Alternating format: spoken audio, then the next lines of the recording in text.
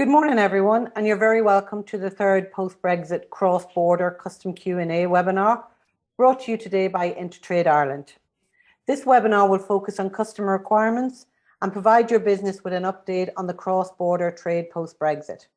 Our speakers today are Ray Ryan from Revenue, Eve from HMRC, Ronan from the Logistic Consultants, Derek Dunn from Manifest Ireland, and Colleen Flanagan from PKF-FPM. We are very happy to encourage questions. So if you have any questions for the speakers throughout the webinar, please type them in the Q&A box and they will be answered in sequence as we go through. So without further ado, I will now hand you over to Deirdre from InterTrade Ireland. Thank you so much, Orla. And look, everybody's very welcome today, and thank you all for joining us. We've got really good numbers, and I hope that this session is going to be of benefit to you today. I'm conscious that there is a storm out there, and so if there is a power cut out at any point, we have a couple of people in the background here who will try to log back in again. So if there is a power cut out and we do go offline, hang on for a few minutes and see if we can get back up and running if that does happen. But I am optimistic that it won't. So thanks very much for joining. Very quickly, InterTrade Ireland, for those who don't know who we are, we're a cross-border body. We are funded by the government in the north and in the south, and our remit here is to help and support cross-border trade. And so we're here today from the, I guess, a follow-on from the post-Brexit trade, and a lot of the questions that we're getting into the advisory service at the moment are based on kind of customs and VAT. And what we do know is there has been an appetite for businesses just to be able to come in and ask their questions and get answers from the experts. And with that said, then I can tell you that we have an absolutely wonderful panel today, really, really good experts. And so you have the benefit of all their experience. So I would encourage you to get your questions in. Just to let you know, I do have a lot of questions that came in beforehand. So I've probably got about 10 or 15 already to start us off here. And they're coming in, I see already. So I will try to move fast through the questions so I can get through everybody's. But what I would say, if the answer becomes protracted, we will take it offline and come back to you with a follow-up if we don't think we've been able to answer it properly. So today we've got, as Orla quite rightly said, we have Ray from the Revenue, and Ray, pardon me. So Ray is the Assistant Principal in the Customs Division, and we all know Ray has joined us on a few webinars before. We know that Ray has a wealth of experience and is always willing and helpful and ready to answer questions. So we've got, you're in really good hands today. After Ray then we'll have Eve Davis-Sagadakis, who is from HMRC, and Eve has just recently joined the Northern Ireland Policy Delivery and Stakeholder Engagement, but she's also worked in HMRC before, and also has a wealth of experience. Was the first secretary in fiscal and customs policy, and also represented the UK in an EU mission to the EU. So there's lots of experience here from Eve as well. And then we've got really good expertise. Ronan MacDonald is a 20 years consultant in supply chain and logistics, and is the founder and consultant of the logistics company. And Ronan is a wealth of experience in all things logistics and transit, and anything you want here on that supply chain route, you can ask Ronan. And then we've got Derek Dunn. Derek, you'll know, has joined us on a few webinars before, Managing Director of Manifest Ireland, and you have wonderful customs consultant and broker and experience here. Over 35 years in maritime sector, AEO, customs compliance and customs procedure. I think Derek is actually sitting in Dublin Port today. So, and then you have PKF-FPM, and definitely last but not least is Colleen. Colleen is a chartered accountant and a chartered tax advisor, and has helped and supported InterTrade Ireland on many times, in particular this last while, the many questions that we sent Colleen, and she's so helpful and willing to help us, and we're delighted, Colleen, to have you here today as well. So with that said, I'm going to pass over to Ray. Ray is going to just give a few minutes. Each speaker will give a few minutes, and then we'll open up the floor, and I'll send out the first Q&A. Thank you. Yeah, good morning, Deirdre. Thanks very much, and thanks again for the opportunity to participate today. As you said, my own name is Ray Ryan. I'm from Revenue's Brexit Communications team. we've been engaging, I suppose, since back in 2018, really kind of throughout Ireland to the businesses and those impacted by Brexit. So my own expertise, I've almost 15 years experience in the customs division at this stage, between different areas within it. So hopefully today I'll be able to answer a wide range of customs questions, and obviously from some previous experiences in terms of VAT and some excise queries as well. I'm happy to help where I can anyway, and I know there's lots of other experts on the line that will assist too. So that's it from me in my introduction.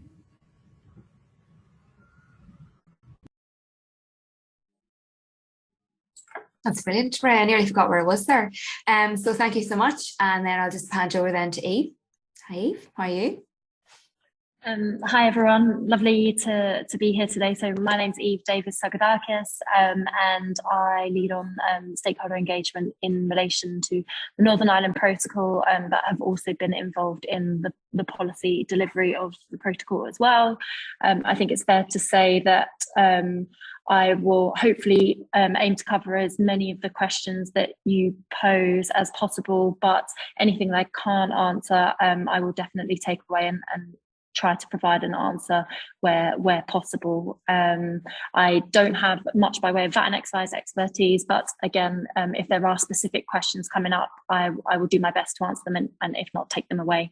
But looking forward to the conversation. Thank you so much. Fantastic. Okay, and then I think we've Ronan. Hi, Ronan. How are you? Hi, Deirdre.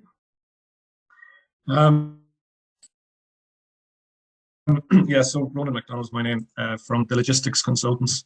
So since the end of 2017, actually, we've been working with various agencies on the island of Ireland, including InterTradeIreland, Invest, NI, Enterprise Ireland, and others, some of the local enterprise boards and Belfast City Council.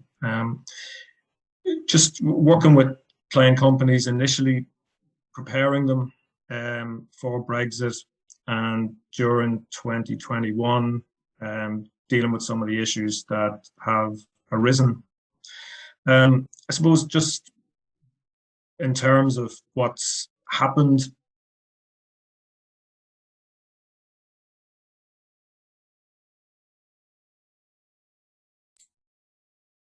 I just see the Wi-Fi is a wee bit tricky here.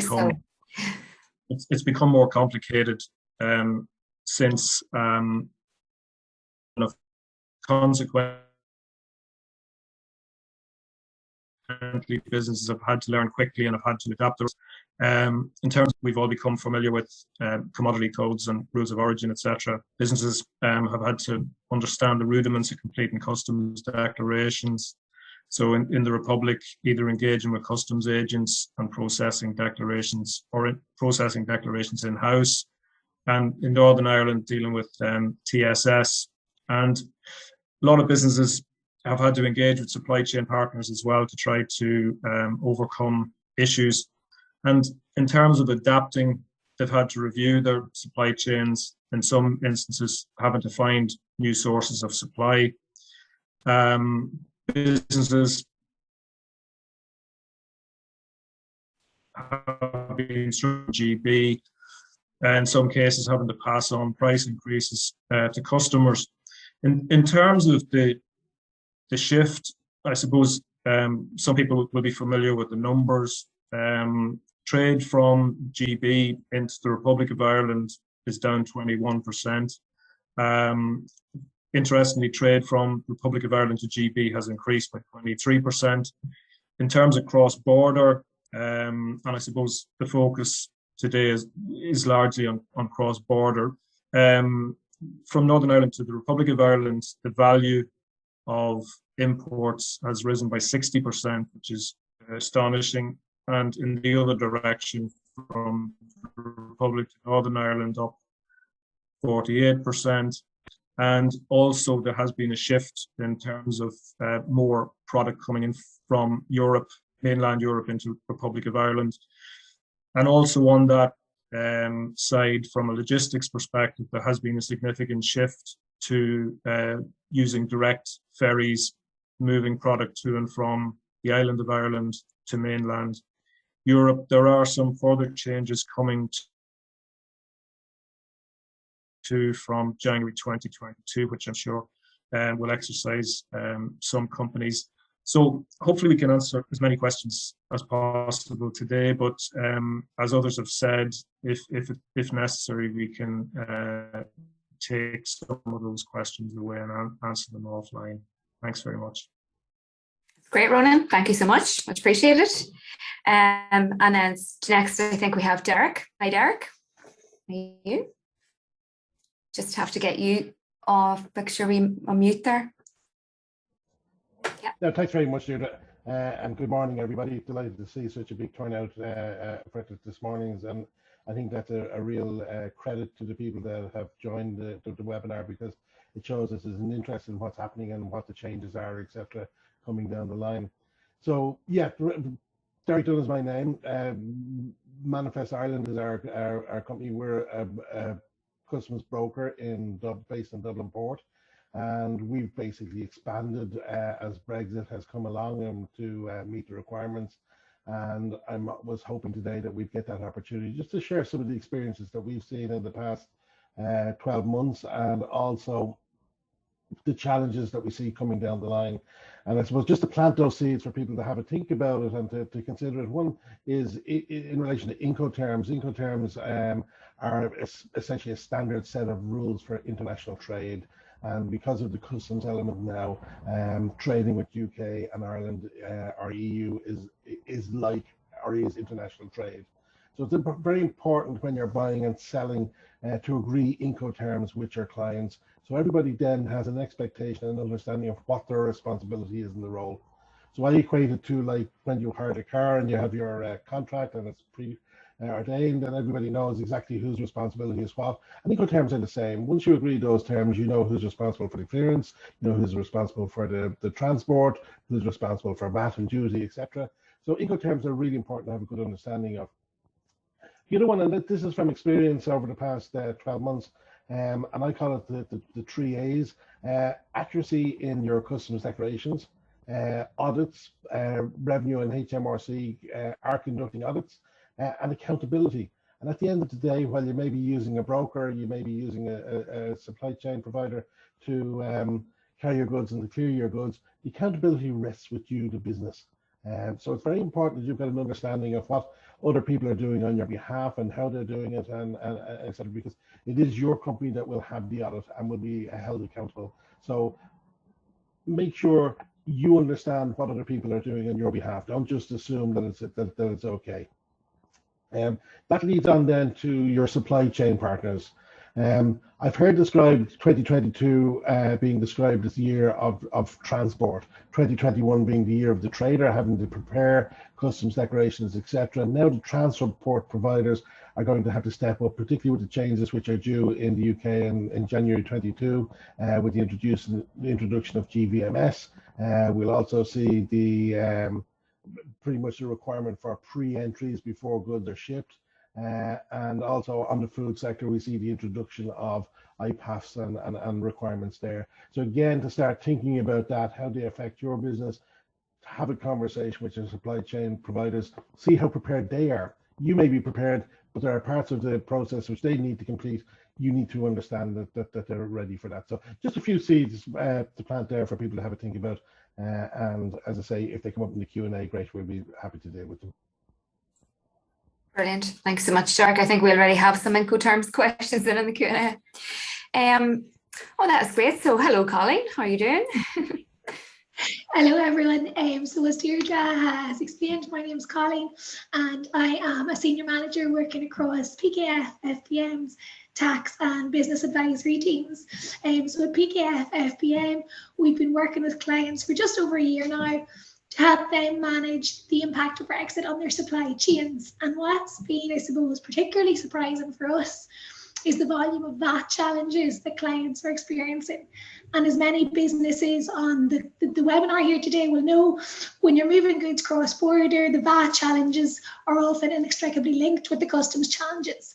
So for many businesses, moving goods from GB to the EU or vice versa, in addition to queries around customs challenges, we've seen significant queries around the payment of import VAT, the recoverability of that VAT, methods for recovering the VAT, potential registration requirements in EU member states or in GB, and whether the Incoterms that you can use can determine whether you have those registration requirements.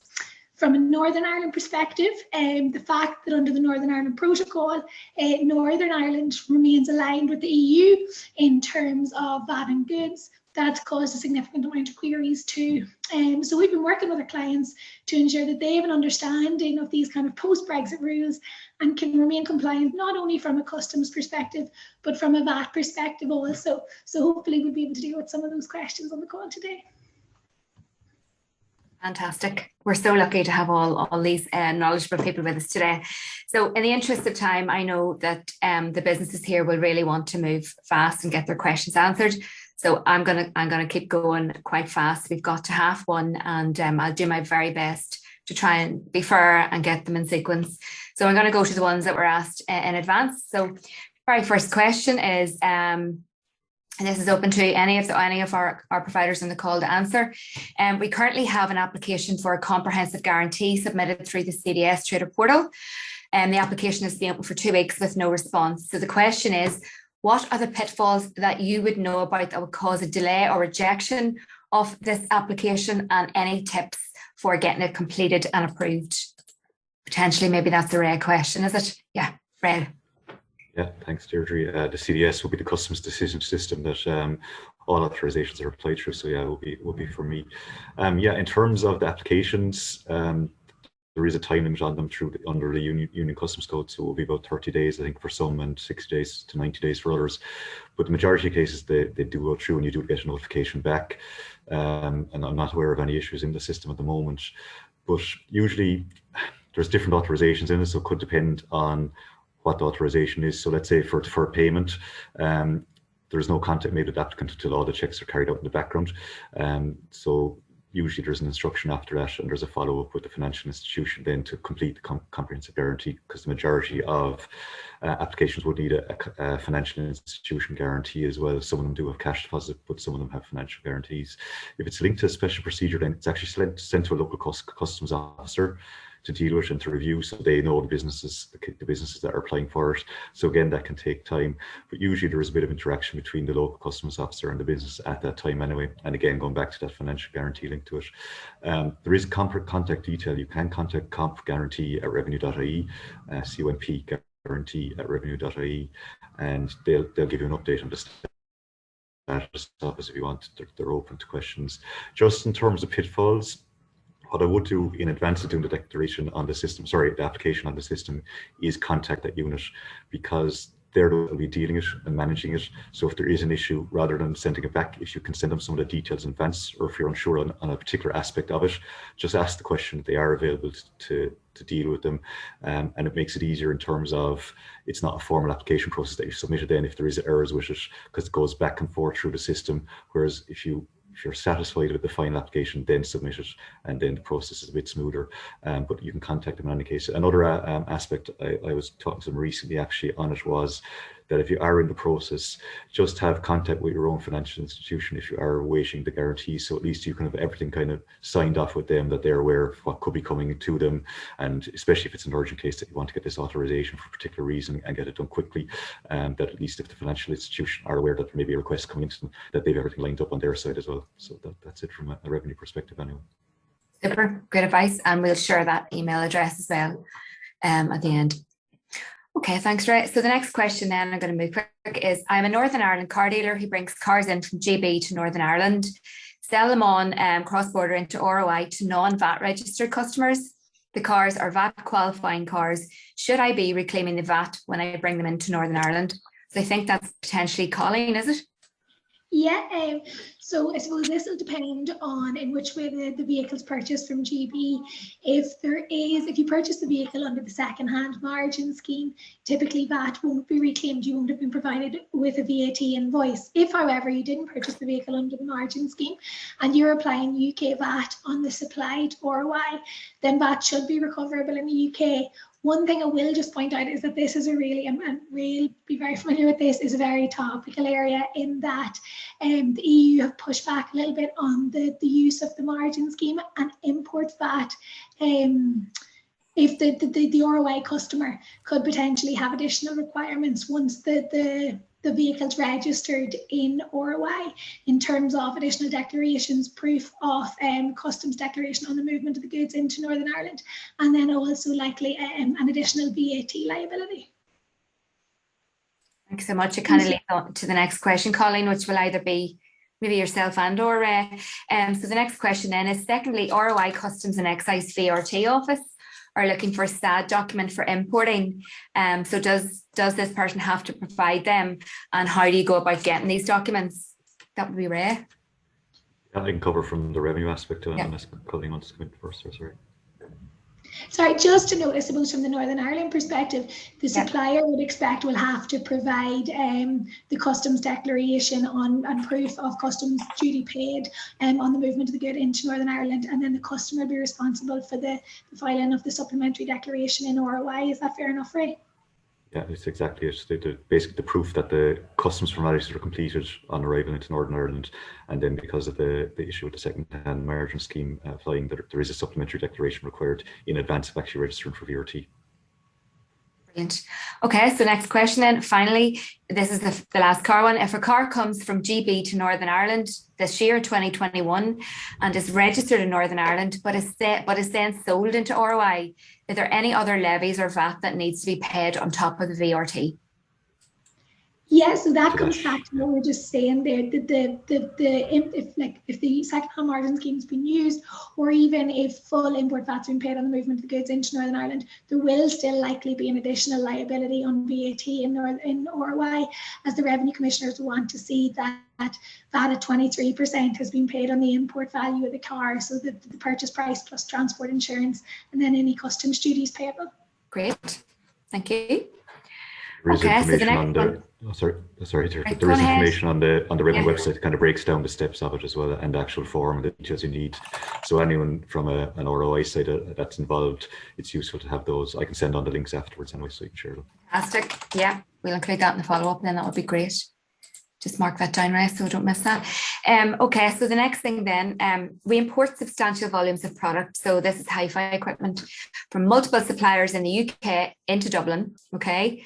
Maybe this is a Derek question. So Incoterms are FOB, I think, and then we authorise the local carrier direct representation to deliver to our warehouse.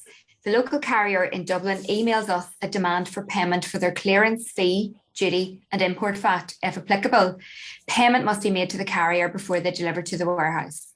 So this business understands that the local carrier has a responsibility to provide us with the following documentation before they pay them for the delivery, which is their invoice, their import declaration, and the supplier shipping commercial invoice. So the question, am I correct that the local carrier has a responsibility to supply the above paperwork before the business pays them? Alternatively, what paperwork must the carrier supply and at what stage? There's another one after that, but I'll stop on those two. Okay, I suppose the first one that strikes me there is that the phrase FOB terms, I think. So again, understanding what terms you're carrying on and what your responsibilities are. Under terms FOB, you will be responsible for the import declarations that are being made. And if the carrier is making them on your behalf, you're approving them to do that. The difficulty that you have, or the added difficulty that we have in there then is that it looks like the carrier is extending VAT and duty payments on behalf of the client, and that they're uncertain about paying that money out and where it's going and what documentation they should get back in place. So there's a much straightforward, simpler way of doing it, I would suggest, and that's that once registered for Eori, the importer will have a TAN account, trader account with Revenue, and they can make the payments directly from their bank account into their TAN account directly to Revenue. Authorize a clearance agent to clear the goods, so the clearance agent doesn't need to handle their money or doesn't need to advance any money, and I think that might save a payment.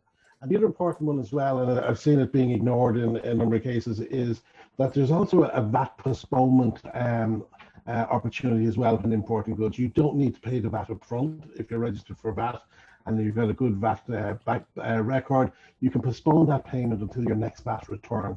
So that helps with cash flow, etc. So I think it's worth having a look at that process in a little bit more detail and seeing what can be done to make it streamlined a little bit and make it more straightforward for the importer.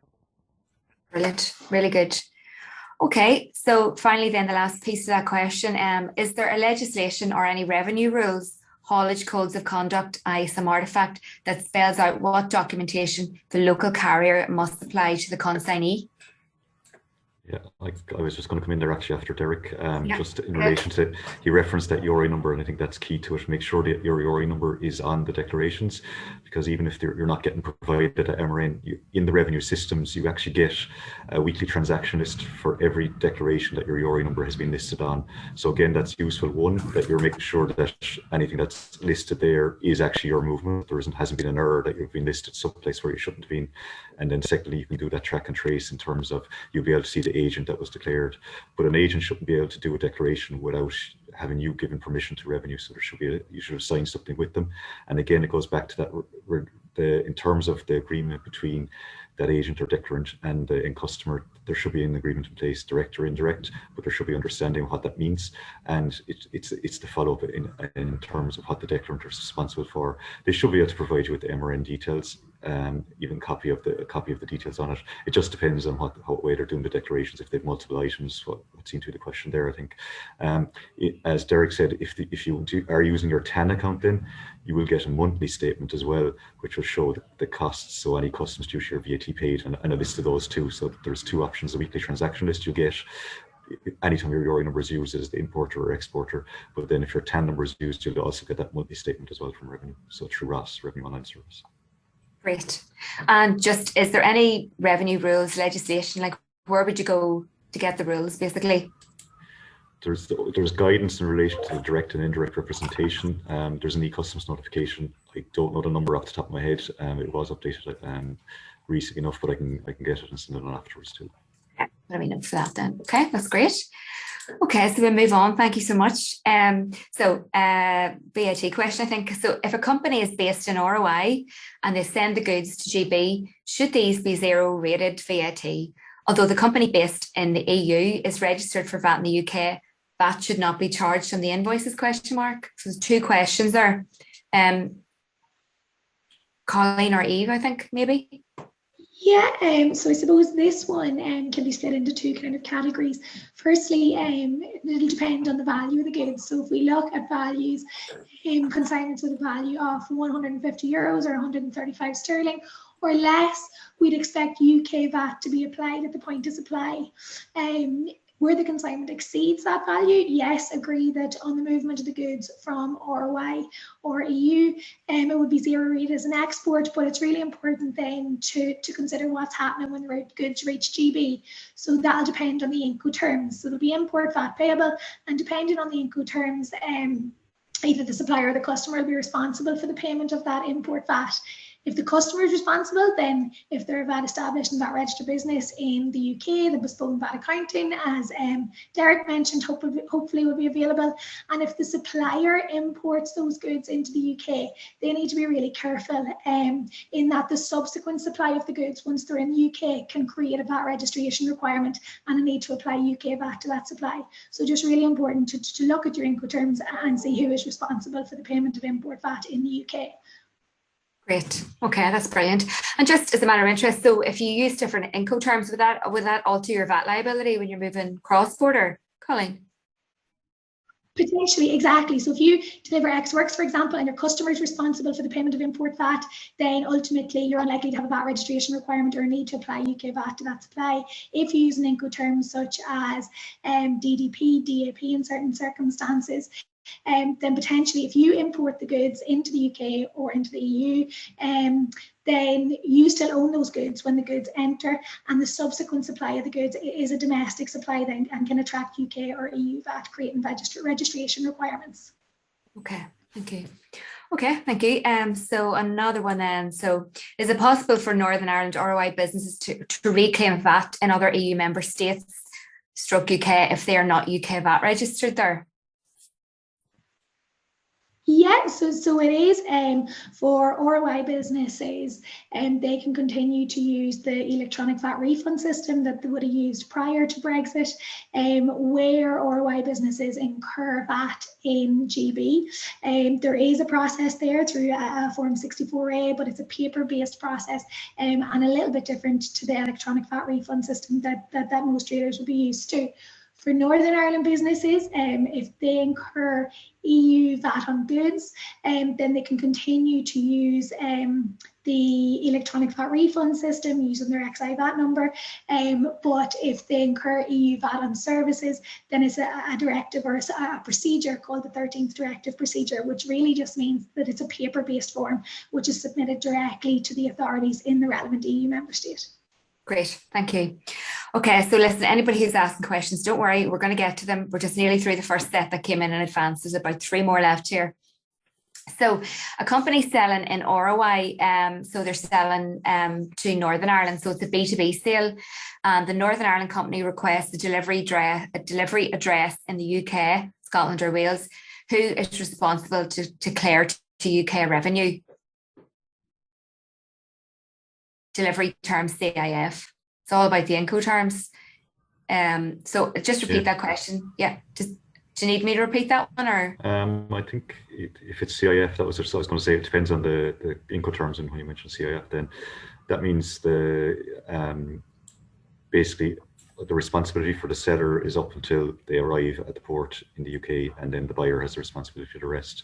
So really, any of the import requirements should be on the UK side. But again, it's that understanding that if you have the Incoterms, you need to be clear that both sides need to be clear who's responsible. And again, it could be a discussion with both sides to make sure that they're aware of it, because sometimes there's an interpretation on one side and it might not necessarily be the same on the other side. So again, it's just that they seem to have the Incoterms there. So it's just setting out clearly exactly who's responsible and just making sure that they have the steps taken then, obviously, for the requirements of export and the imports in the UK. Brilliant. It always seems to be, Incoterms is coming up so much. So the next one then, concerning our customs warehousing support to clients, we have come across different interpretations and practices in operating customs reviews and completing bills of discharge. Do you have any specific forms for reporting quarterly warehousing reports and bills of discharge returns? Very specific. Do we want to answer that one on the call, or? Yeah, just a quick one on that. My understanding and my experience with dealing with TSFs, it's the local officer who will determine what's required, and generally they give a template of what they're looking for. So I think it's a conversation to have with the local officer who's responsible for the storage facility. Brilliant. Okay. There is guidance on the Revenue website in terms of customs warehousing and kind of the steps on it. So there is a PDF document there, but the local control officer usually has good relationships with the operators. So if there's any queries, they can direct them through them as well. Okay, that's great. Thank you. Okay, coming near the end of these ones. So for EU equipment coming from Italy into GB, then imported into Ireland from GB, what does the importer need to present to avoid customs duty on import? The GB distributor is unhappy to release the GB import declaration showing the goods values. So EU equipment coming from Italy into GB, so from the EU into GB, then imported to Ireland from GB. What does the importer need to present to avoid customs duty on import? Start. One, they probably should look at transit to get it to transit through the UK and onwards. Obviously, it depends what's happening in the UK. If it's going to the distribution centre that mightn't be authorised for transit or temporary storage, they might be able to do that. It looks like what's happening at the moment anyway is that it's being exported from the EU and imported into the UK. So they're availing of the TCA probably and not getting customs duties charged. But then there's another export happening from the UK into Ireland. They can't avail of the TCA there because it's EU origin goods rather than UK origin goods. So there potentially is customs duty applying. So what they actually would need to do there is return goods relief and look at that aspect of it. There's a lot more detail I could go into, but there is an e-customs notification on return goods relief, and it gives a good breakdown on it. And there's also an email address, customsreliefs@revenue.ie. But the key aspect is you need to be able to prove that the goods were exported from the EU in the last 3 years. So they need that documentation, and it depends if the UK distributor is going to be willing to share that. Perfect, thank you. And I suppose that leads on to a very natural question then. I guess I'm going to ask Ronan this. So Ray mentioned transit, and it's coming up an awful lot. So can you, Rona, maybe you could explain to us what does transit mean for a business? Yeah, so I suppose, as Ray just said, ideally in that particular scenario, the company in Ireland would engage with the supplier in Italy to see it's delivered direct rather than go via the distributor in GB. But I mean, we are finding that, there are complications for a variety of reasons. It's easier said than done. And in terms of that return goods relief application, they will unfortunately need to get buy-in from the supplier.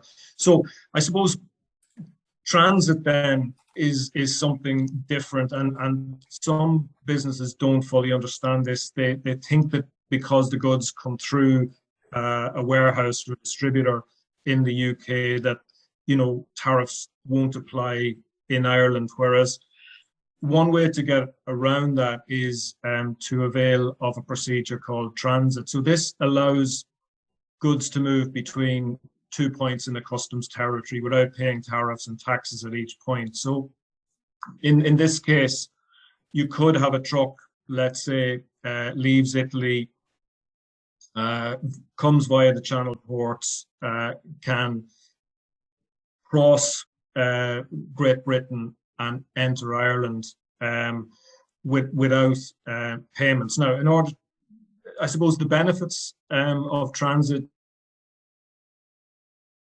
it facilitates the flow of goods, it minimizes administration costs, and it reduces delays at borders. So to do that, there's a requirement for what's called a TAD, or a transit document, to be opened in the sending country.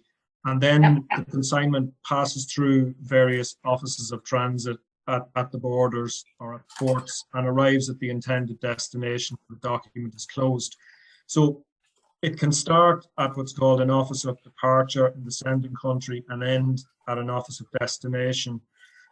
Businesses can also apply to Revenue or to HMRC, wherever they're based, to become an authorised consignor or authorised consignee. So that empowers them to send or receive goods directly to and from their premises without having to present them at an office of departure or destination. Now, the cargo, it must be identifiable and or sealed so that any leakage can be easily detected. So if the goods are coming, let's say, from the continent to Ireland, HMRC will want to know that the goods that enter the UK are the same goods that leave on the other side. Again, to facilitate this, the movement must be secured by what's called a transit guarantee. So this is similar in many respects to the guarantee that Ray talked about earlier. And, different parties can hold that transit guarantee.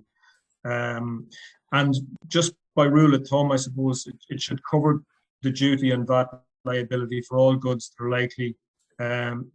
are likely to be in transit at any one time. And you might consider 20% of the value of the goods in transit will be required in terms of the transit guarantee. So I suppose in summary, transit can be used to move goods from one part of a customs territory to another. Another example, I suppose, in this case, is goods moving from GB to Northern Ireland via the Republic of Ireland. Transit can be used to move the goods from Dublin Port, for instance, onwards to Northern Ireland. Brilliant. And I know that a lot of these subjects that we're touching on, we could actually just take each one at a time and go through them all, because there's so many things. So they're very, really very, very helpful, Roland. And I know for businesses, there's a lot to learn if you've never done it before, never used it before. So anyway, thank you so much. So we're into the Q&A questions here in the chat. I know some of them haven't been answered here, so we're down to the first one I can see. So can you clarify the procedure around the following scenario? So a company in ROI is selling to a company in Northern Ireland. Oh, we've done this one already. That was one that came in advance. The B2B and the CIF, okay? From the 1st of January, from the 1st of January 2022, with full requirements. Sorry, so that question's moved. Just bear with me. Hang on. From the 1st of January 2022, with full requirements, are there any additional requirements for movement of goods, non-food, from ROI to NI customer B2B? Anybody want to take that one, Ray?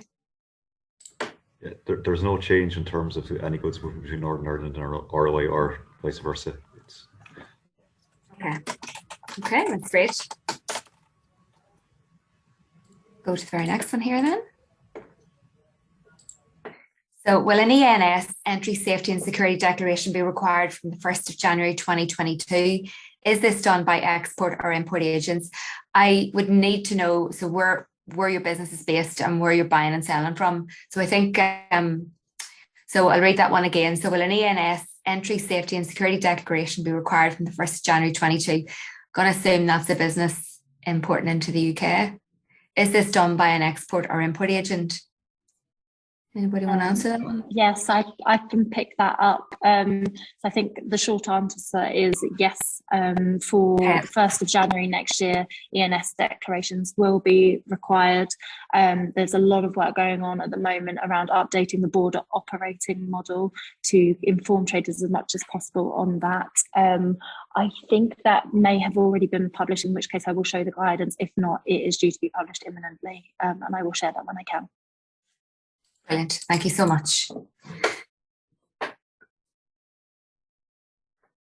Okay, so the next question then, when we have an issue with a customs decision and not getting answers from relevant departments, where do we go next? I guess that works for both HMRC and Revenue. Are there ways in which to get unresolved answers? What would you do?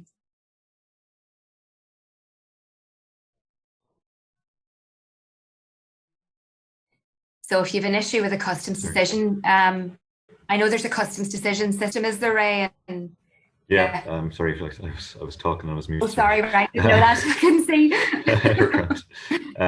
Yeah, if it's down to an actual decision being made, then there is an appeal process there in place and a formal appeal process in it. But if it is down to an actual authorization, if you have a local control officer, talk to them, and if not, it is contacting the unit. If there's any issues on a particular case, in this example, you can email Brexit queries at revenue.ie, which is my own unit, and we can follow up just to see what the issue is. But in the majority of cases, there should be good engagement between Revenue and the applicant. Great. And what about HMRC, Eve? Yeah, so I think very much reiterating the points that Ray made. So we have a team responsible for looking at decisions and authorisations as well. So the best port of call would be to flag the question with them or any issues with them. There will normally be an amount of time by which they will hope to get back to you. But if you haven't heard back within that time limit, then that is certainly the first port of call.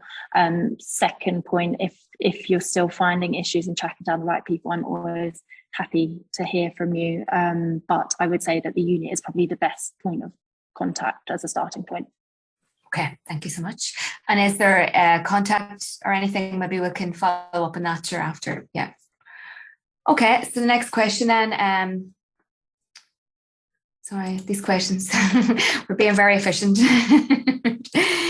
So we've received queries from H&M Customs, Eori, Indirect exports via Northern Ireland, but just with free post address to send info. Is there anywhere we should upload this info at the time it is sent?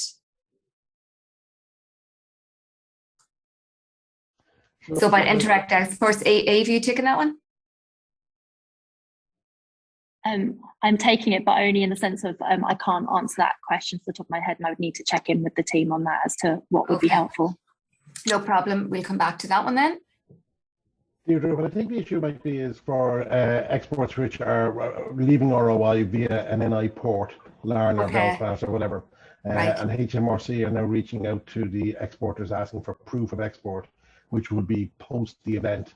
So they're looking for a bill of lading or a ferry booking reference, etc., just to confirm the departure. So I think that's the process that's going on at the moment. It can't be done electronically, and it has to be done post clearance because the goods need to leave NI and you need to have the proof of that. So I think that's the issue that's being discussed there. Okay, great. Thank you so much. Okay, so the next question, our Eori number used in transaction to which we are not a party now appears on our record. Is there a remedy for that? Ray? If your Eori number is appearing and it's not linked to any movement that you can track, the declarant or agent should be listed too, and they can't enter without already having been approved. So you need to follow it up with them immediately just to see what it was. It could be a genuine error, and it shouldn't have happened. They should be able to. What should happen then is they should be able to do an amendment to remove it and put in the correct Eori number on it. But I would follow up because it's listed as you as the importer or exporter of record, so it's on your record. So I definitely would follow up. Okay, brilliant. Okay, goods sent from the UK to us in error.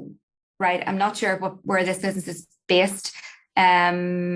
If you are on the call, maybe put it into the chat. So goods sent from the UK to us in error was the UK domestic shipment, which returned to us using our Eori number, creating a declaration on record remedy. Is that a similar question? It could be that something was sent from the UK I'm taking it as in Ireland, and then an export declaration was created when it went back out, which would be correct because it's going back to the UK from Ireland. I'm thinking in that case, obviously if it's Northern Ireland, it'd be a different concept, maybe even jump in, but if it was an Irish one, it would be a genuine export, even though it was sent in error. You still have to do an export declaration from revenue systems. Okay, thank you. Okay, so this is quite a long one, so if you just bear with me. It's VAT. So a VAT related question. From HMRC, we provide digital services to B2B and B2C customers in the UK. While VAT for B2B is clear, for B2C, we understand that we had to register for VAT with HMRC, which we did in January 2021. Up to now, we did not receive any answer with regards to our registration, but in the meantime, we received feedback that we didn't have to register for VAT. We are in limbo at the moment and we're not sure if we should cancel the VAT registration and apply 0% VAT for B2C. What would you recommend in that scenario? I might jump in there, Deirdre. Firstly, I think the most important thing is to understand, is there a requirement there to register for UK VAT? And if you're supplying those low consignment goods, as we discussed earlier, from ROI to the UK, then there likely is a requirement. What I would say is that from an advisor's perspective, we're seeing really significant delays with the processing of VAT returns for non-resident companies. So you're not alone. It is taking a significant amount of time. I suppose from our perspective, all we really try and do is maybe contact HMRC and understand what the status of the application is. And then my final point on that is just that typically HMRC would indicate that when you're waiting on a VAT registration number to come through, the correct course of action is to charge the VAT inclusive price and then issue an amended invoice subsequently once the VAT registration number has come through, which includes that separately. But I appreciate if it's going on a significant amount of time, that builds up and it's a lot of invoices. So maybe after the call, I can provide kind of the contact details that we would have for the registration unit in HMRC. Okay, thank you so much. That's brilliant. Okay, so next one, we have an EU supplier of chocolate who delivers on DAP Incoterms. So far, they have delivered EU to EU, but from January, they're going back to transit and through the UK. So the supplier has said that the business needs to fill out T2 paperwork. Does that sound right to you? This business is of the opinion that it should be done at the point of origin and that they would just need to do the import. So maybe Derek Ronan question there. Could you just read it again, Deirdre? I will indeed, yes. So we have a EU supplier of chocolate who delivers on DAP terms, okay? And so far they have delivered EU to EU, okay? But from January, they're going back to transiting through the UK. So they have said that the business will need to fill out a T2 paperwork, okay? Question, does this sound right to you?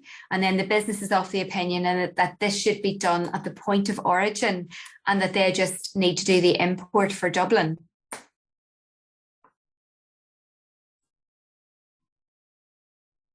Yeah, I think it would need a bit of teasing out. I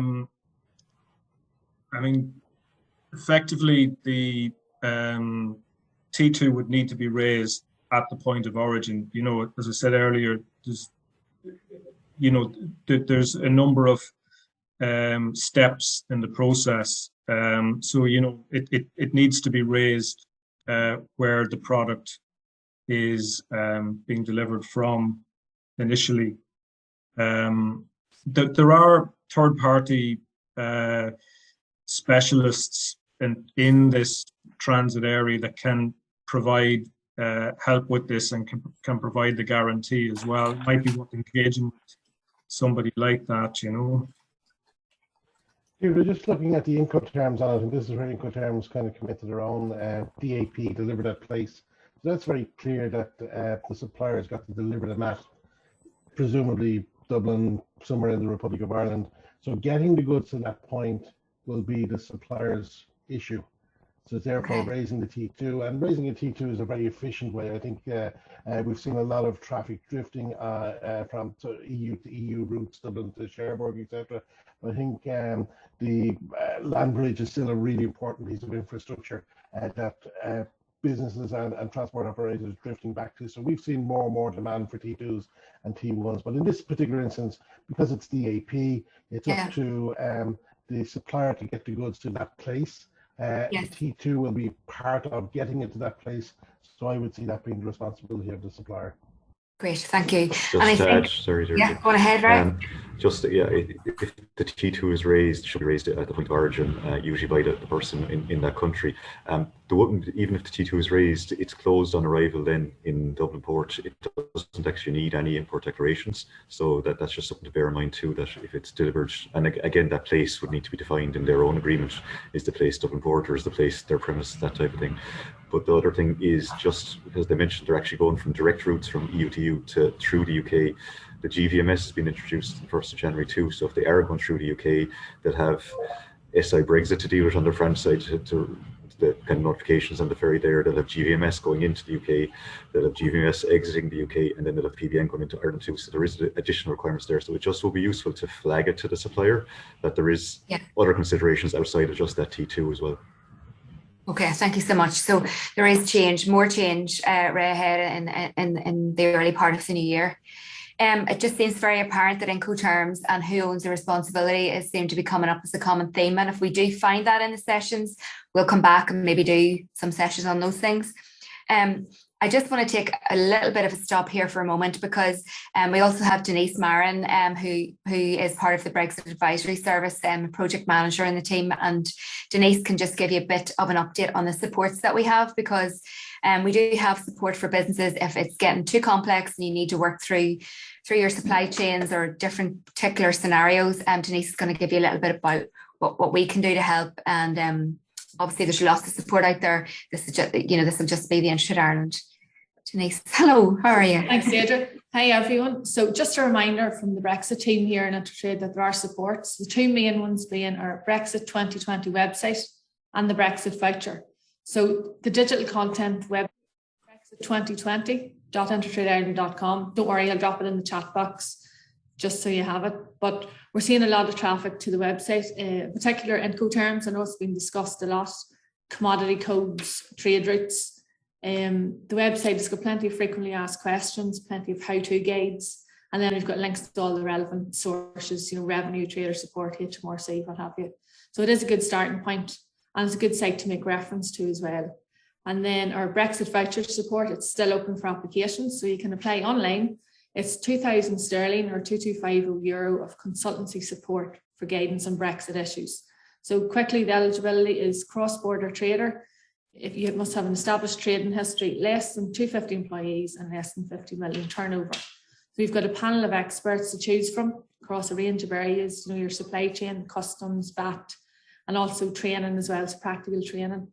Colleen, Derek and Ronan, who are with us today, are on our service provider list, so you can avail of their services.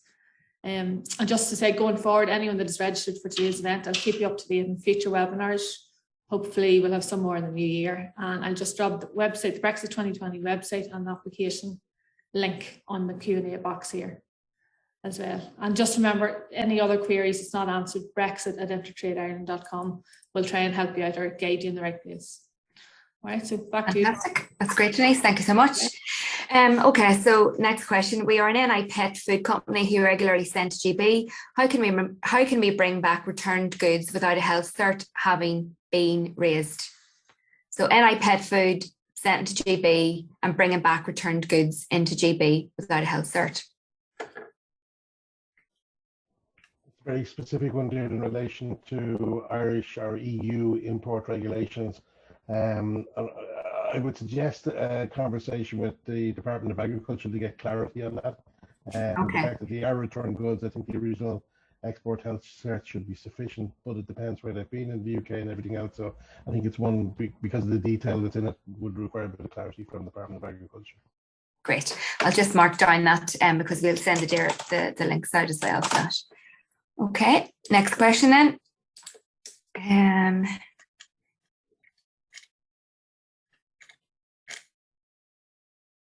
All right, just keep skipping up here.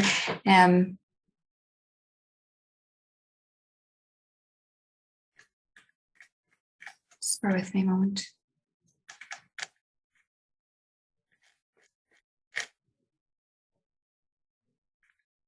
Okay, this is quite a long one. So I have a Teams meeting with TSS, which is the Trader Support Service, and a haulier client this afternoon regarding the requirement for import declarations in the UK for indirect exports from the 1st of January 2022, i.e. at present this client's movement of goods between Northern Ireland and GB via ROI that have been availing of TSS simplified indirect exports. So TSS, Trader Support Service, will not support this import declaration, and the MRN for GVMS PBN can only be generated on completion of import declarations. This is fettered access to the GB market for NI traders and needs to be, as it right, so that's just an issue. The transfer procedure is not practical, that's just a statement. Sorry, I thought there was a question there. I'm going to move on here. Okay, so the next one, could you please advise the correct procedure for goods from the UK, from a UK supplier with an IE registered VAT number? In some cases, we've had declarations made using our Eori. We understand that such suppliers should be treated as domestic suppliers having an IE VAT number. Could you please advise the correct procedure? I think just from a VAT perspective, Deirdre, regardless of where the supplier's VAT registered, when you're looking at the VAT treatment, you always have to look at where the goods are moving. So if they're moving from GB into the EU, then it'll be import VAT that's payable, and it comes back again to the Incoterms as to who's responsible for that import VAT. So what I would say is that if that trader's or Eori number has been included on the declaration, I'd be looking potentially at my customs and excise list or my transaction list that I get from revenue to determine if there is, for example, postponed VAT there that I need to report on my VAT return. But I certainly would be looking into it if my EOI number had been included on the customs declaration, if there potentially is a liability there. Okay, that's great, thank you. Right, if I import what could be a third country product to Northern Ireland without paying duty, as we do not sell outside the UK, and the product is sold to another Northern Ireland company, but that company then sell the item to Ireland, is duty applicable, and who is responsible for the duty? Dark, maybe that one, no? It's just cross-border trader, is it? Yeah, it's unusual because the ownership of the goods is changing in NI, and then the goods are coming down. So technically at the point of import, I think they probably should be declared at-risk goods because there's no certainty as to where they're going to be consumed. So I think that's probably where it should be dealt with at the original import, and there's no risk of them coming down south. Okay, brilliant. I think just to follow up on that one, I think that is that's an area that we found businesses maybe seen as a bit of a grey area. But I agree with Derek that those goods are at risk because they ultimately might end up in the Republic. Great. And we do know, we'll not maybe not go into it now, but there are options for businesses to make a choice. Ava, see you shaking your head here, if they are declaring the goods, if they do need to declare the goods at risk. Isn't that be right? Yes, sorry, I'm just coming up there. Yes, that's right. Multiple ways that you can potentially remove the tariff at the point of import. One of those being looking at the comparisons themselves compared to the EU tariff and the UK tariff. And if the duty is the same or the UK tariff is higher, then you won't necessarily have to pay the EU tariff. The alternative to this is there are also waivers which you can avail of even if they are at risk, but you can guarantee that the products have stayed in Northern Ireland. And there are also possibilities around tariff reimbursement, although I'm conscious on that point, the UK government is yet to set out the details of how that scheme works, but that is also an option. But I think with all of these, this is very much for a scenario where goods remain in Northern Ireland and you can prove that they have remained in Northern Ireland. So if they are moving on to Ireland and that is known, then that is an at-risk good and the kind of consequences flow from that. Great. And there is a really good link that the HMRC have for businesses who have to decide what option they're going to choose there. So we'll include that in a follow-up after the webinar as well. Okay, so now we have one. If food products are being imported from Japan to Belfast, does IPAF supply, or is it only for importing into GB?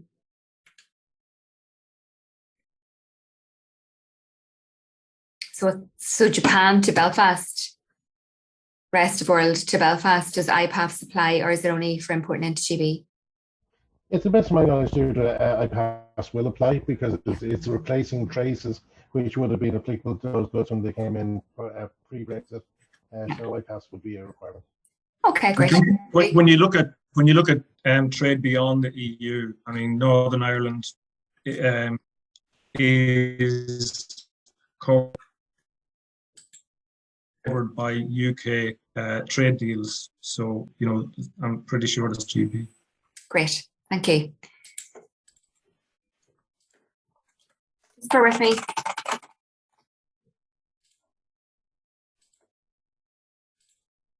Okay, so we are a UK registered company with a factory in ROI. Okay, we ship goods from UK to ROI to process items, store items in the ROI factory for final use in the UK under the UK registered company. All goods are exported back into the UK.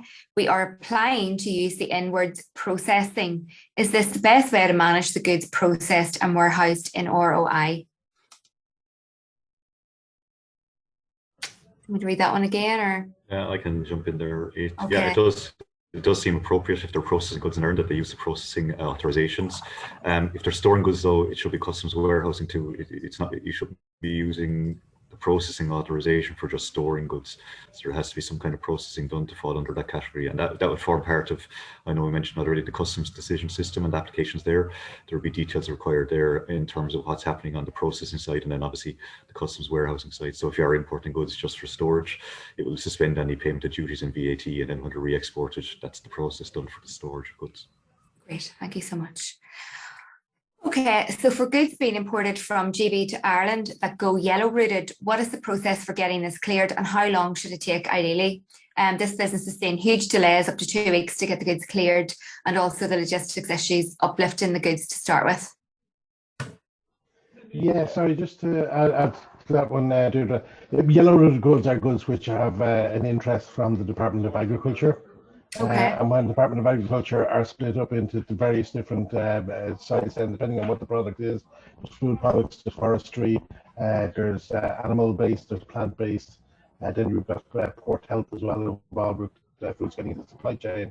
So within your yellow routing, it will identify which agency have an interest in that, and then all of those agencies have a particular format that they want you to deliver them the information, the additional documentation, etc., for them to commence that process. So I think familiarize yourself with the product number one as to what will be required. If you're using a customs agent or a customs broker, make sure that they're familiar with the process and that they can engage on your behalf with those different agencies. So there is a kind of an established chain of communication that you need to follow. So understand what that is. Have a dialogue with the Department of Agriculture to establishing what that is, and then make sure that that chain of communication is followed. It should take an awful lot quicker than 2 weeks, that's for sure. Okay, right.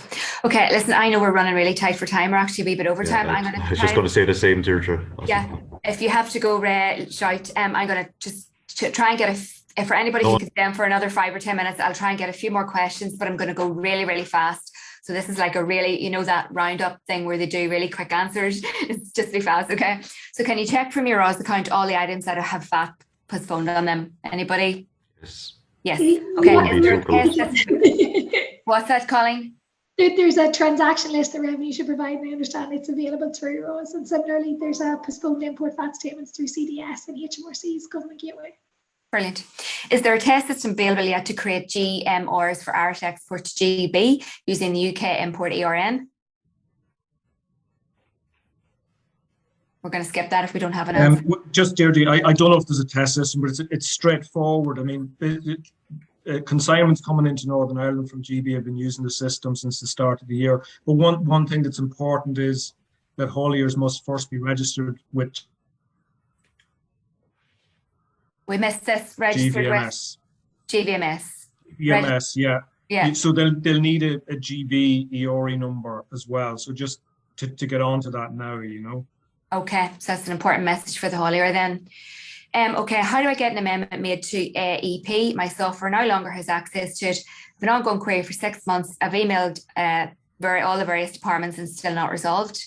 We'll very quickly. If they just email Brexit queries, I'll pick it up and Okay. I'll just follow up with it.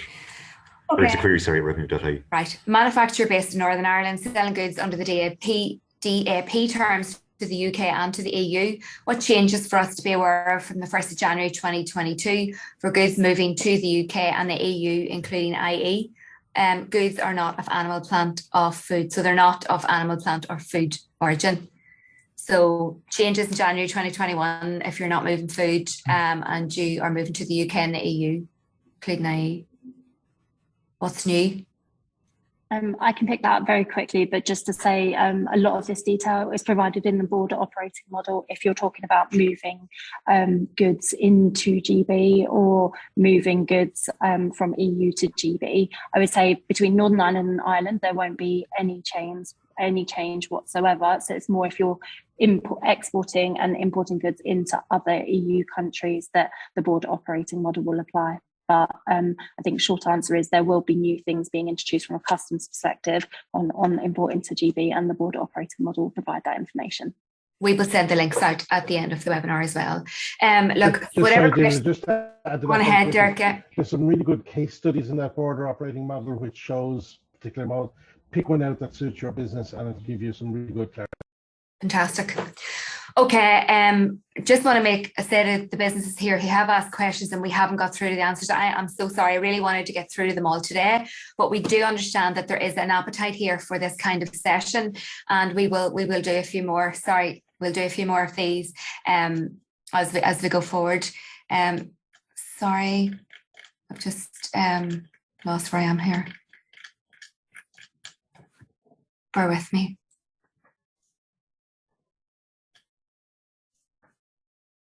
Okay, I'm going to do 2 more questions, then we're going to have to wind it up. Okay, so a company in GB purchases goods from a supplier in GB and then exports them to a sister company in Ireland or sister concern in Ireland. The supplier is not ready to export the goods directly, so the GB holding company is collecting the goods and making arrangements for export.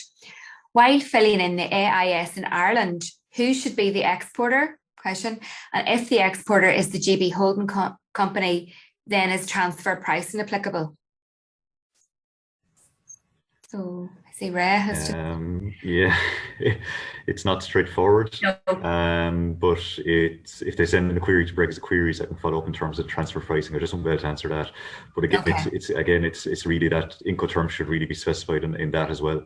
Okay, and look, I'm just going to say as well, I know we have some other service providers on the call today. I'm very aware there are some people who can also offer support in this area, especially if you need help with Incoterms and going through your supply chain and your supply chain routes.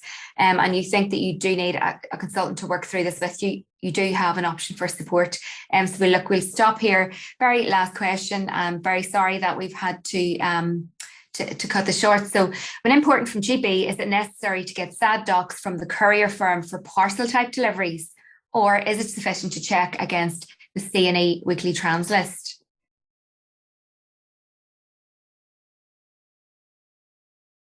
Derek, you're talking, I think, are you? Hit that mute button, Derek. My apologies. No bother. Figured it out by now. Because of the volumes that the express parcel companies are dealing with, it's very, very difficult for them to issue SAD documents. But absolutely, your Ross statement will show if a transaction has been done in your place. That's the record that revenue hold they're sharing with you to reconcile it. If you've got exports that match up with that, well, then you know everything is matched. If you've got some that don't match up with the reconciliation, well, then you've got some questions to ask with the express carrier. But check those weekly reports. Yeah, sorry, I'm getting confused with times anyway. I know we've got a bit more time here, so we can keep going. Okay, so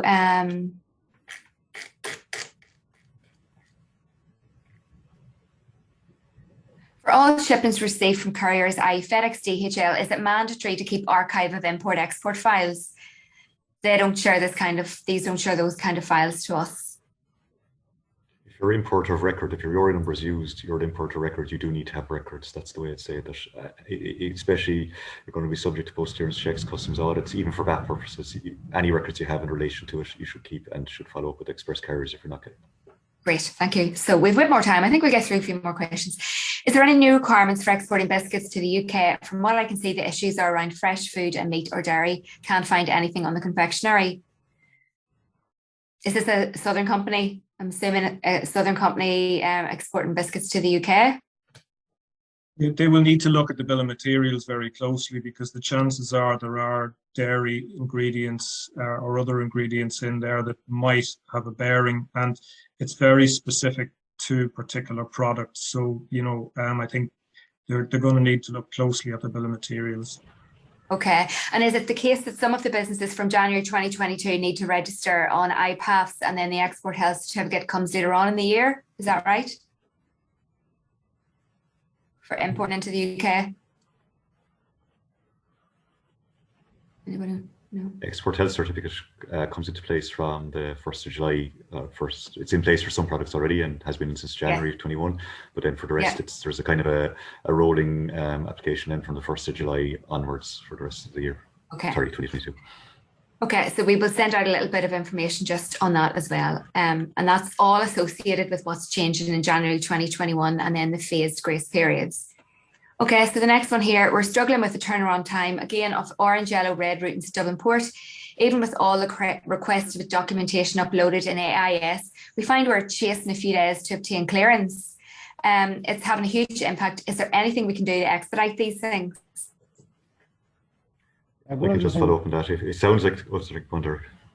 So no, I was just going to say, Ray, one of the things that Revenue were very, very clear on at the start was trying to encourage people to clear at customs warehouses rather than clear at the port to avoid that type of congestion. And depending on whether they're full loads or groupage, you know, my recommendation would be if you're clearing groupage trailers, don't clear them at Dublin Port, clear them at temporary storage facility or a customs warehouse and process them that way. Revenue have been very forthcoming in addressing these issues. They've issued, they've given email contacts, they've given telephone numbers that you can call, and we found it very, very proactive. So I think, again, it's just establishing the line of communication and following up on entries if you're not seeing a response to them.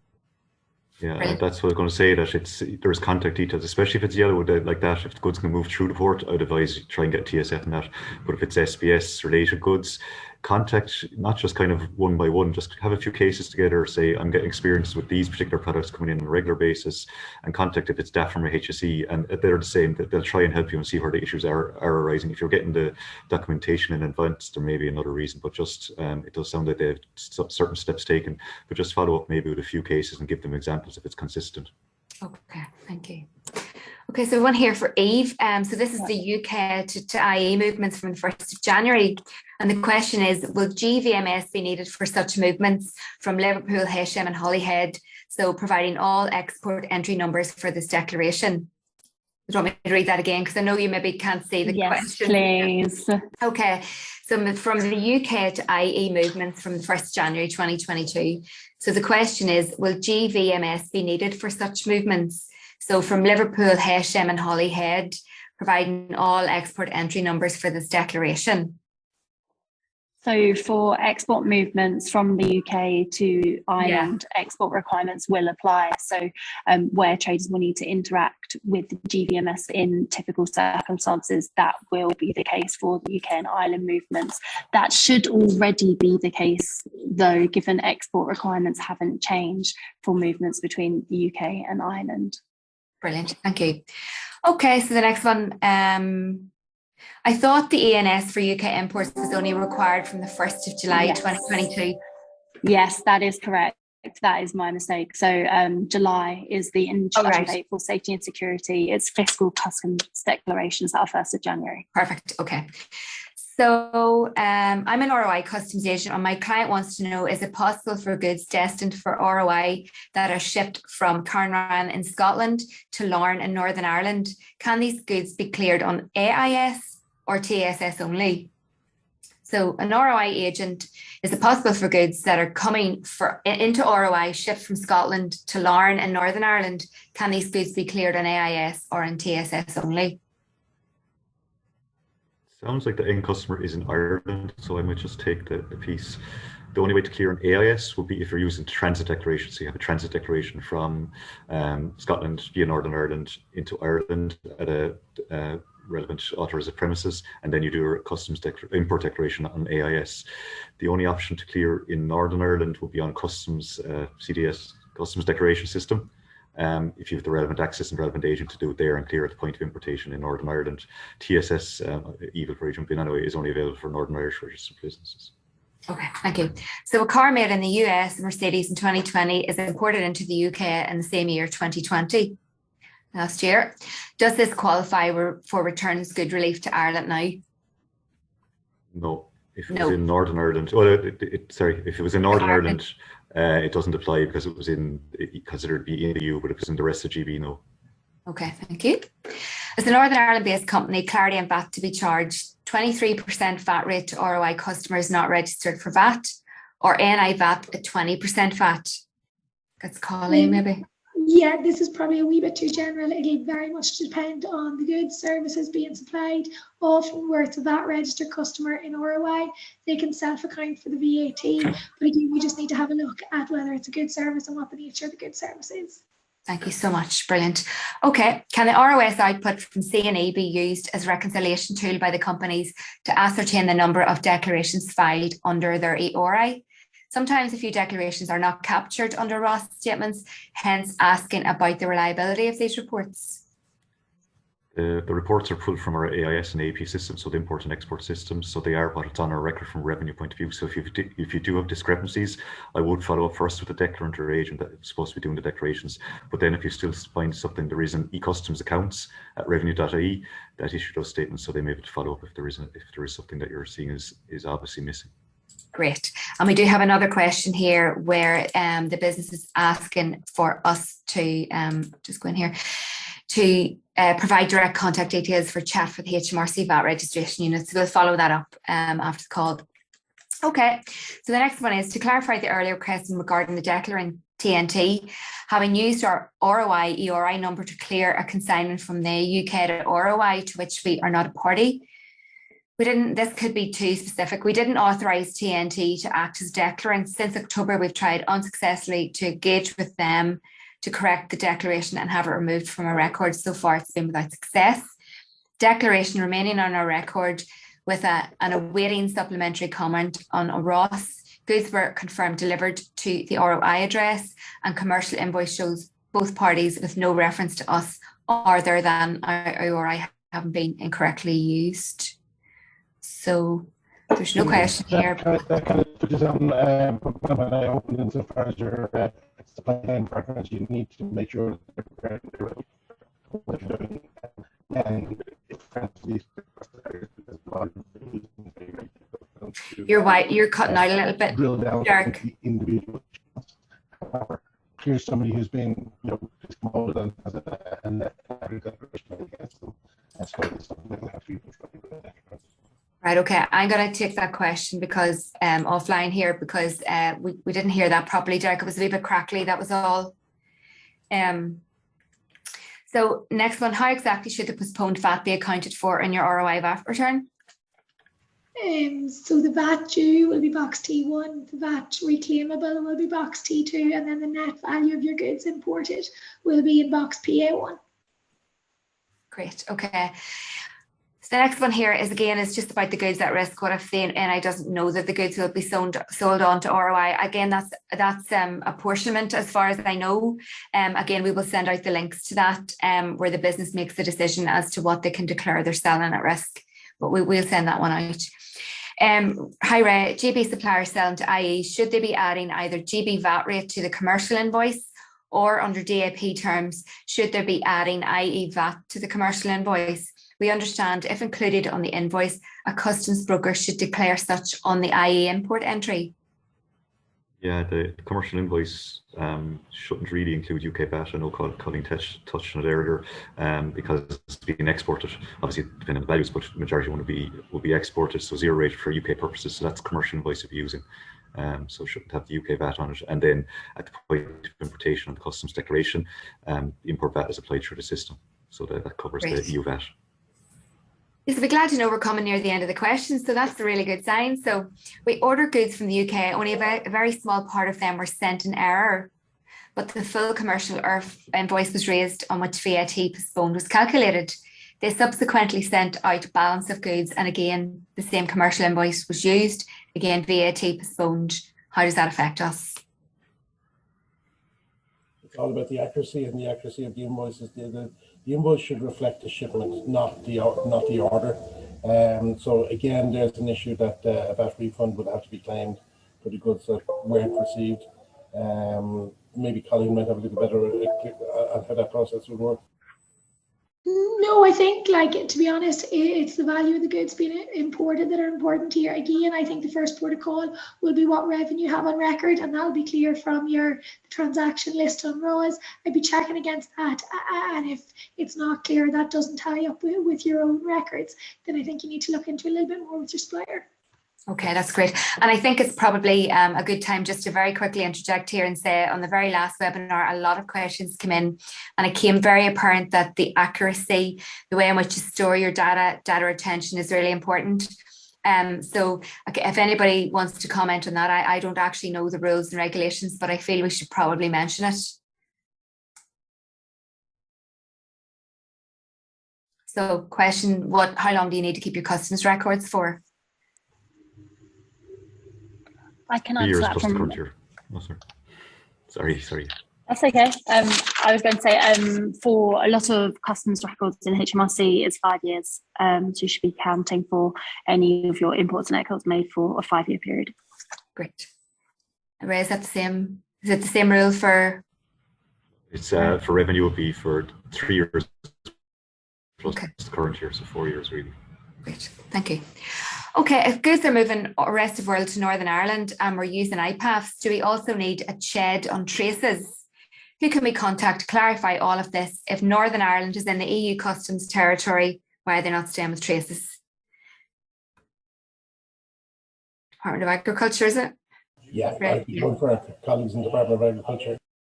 Yeah, okay, we'll get those links out. So finally then, few more questions. Can a temporary export procedure 2300 be used when sending equipment to GB for repair in place of outward processing? It's a bit specific, but. Yeah, I think INF would be the process to use there for going out for repair and being returned back in rather than temporary export like that. Maybe Ray might have a little bit more on that. Great. Okay, and then we have somebody just asking a question which says, can you send through the link from Eve on the ANS declaration? I see Eve shaking her hand here. That's great. Thank you. And then we have somebody saying thank you, which is really nice. So that was somebody coming in to say it was the ROI company. Thank you.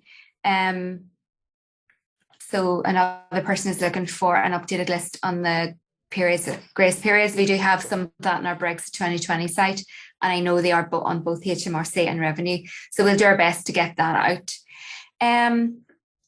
Shane, is there somebody you can contact regarding confectionery to the UK? We'll come back on that one, and that's the TNT issue, and I think that's kind of pretty much, I know we did rush, but we've got through a lot of questions today, and we're just right on time. So I just want to say thank you so much to everybody. There is lots of bits that we said we'd follow up on, and I know for anybody who has been saying the follow-up link, if you'd send that in to us, we'd really appreciate it.